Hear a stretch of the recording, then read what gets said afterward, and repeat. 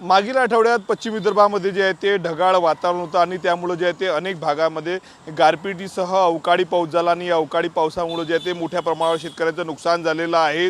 मागील आठवड्यामध्ये जो आहे तो मोठ्या प्रमाणावर अवकाळी पाऊस बरसलेला आहे, परंतु आता आभाळ जे आहे ते कोरं झाल्याने पुन्हा एकदा उन्हाचे चटके जे आहे ते तापायला सुरुवात झालेली आहे। सध्या मी अमरावतीमध्ये आहे आणि अमरावतीमध्ये जर आपण पाहिलं तापमान जे आहे ते 35 अंशाच्या समोर गेले आणि त्यामुळे जे आहे ते रस्त्यावर निघणारे प्रत्येक जण जे आहे ते सुती कपड्याचा वापर करताना दिसत आहे। दुसरीकडे जर आपण पाहिलं तर थंड पेयाचे जे दुकान आहे त्या थंड पेयाच्या दुकानांवर जे आहे ते मोठ्या प्रमाणावर जे ती गर्दी पडायला सुरुवात झालेली आहे। ये वाला लेते हैं। Inverter AC.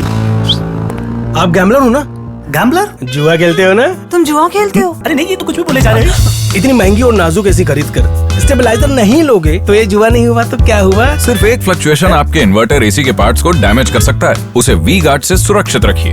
We Guard, India's number 1 stabiliser. अमरावतीच्या जिल्हाधिकारी कार्यालय परिसरात मसाला ताकाचे अनेक मोठ्या प्रमाणात दुकानं आणि या ठिकाणी शरीरासाठी सुखद म्हणून जे आहे ते थंड ताक जे आहे ते नागरिक पिताना जे आपल्याला दिसत आहे। दुसरीकडे ऊसाच्या रसाच्या ज्या गाड्या आहेत रसवंतीचे दुकान देखील जे आहे ते मोठ्या प्रमाणावर थाटलेले आहे। तर मागील आठवड्यात मोठ्या प्रमाणावर जे आहे ते ढगाळ वातावरण होतं आणि या ढगाळ वातावरणामुळे जे आहे ते तापमान जे आहे ते कमी झालेलं होतं, वातावरणात गारवा होता, परंतु आता पुन्हा एकदा आभाळ जे आहे ते कोरे झाले आणि ऊन तापायला सुरुवात झालेली आहे। उन्हाचे चटके जे आहे ते नागरिकांना, त्यामुळे जे आहे ते घराबाहेर निघत असताना जे आहे ते दुपट्ट्याचा वापर करूनच जे आहे ते नागरिक आपल्याला घराबाहेर पडताना दिसते। आणि दुसरीकडे रस्त्यावरील गर्दी जी आहे ती कमी झालेली आहे। सकाळी 9 वाजतापासून जे आहे ते ऊन तापायला सुरुवात झाली तर सायंकाळी 6 वाजेपर्यंत मोठ्या प्रमाणावर जे आहे ते ऊन तापत आहे। दुसरीकडे पुढील काही दिवसात जे आहे ते उष्णतेच्या लाटेचा अंदाज जो आहे तो हवामान विभागाने वर्तवला, त्यामुळे घराबाहेर निघत असताना नागरिकांनी काळजी घेण्याचं आवाहन जे आहे ते डॉक्टरांनी केलं आहे। सोबतच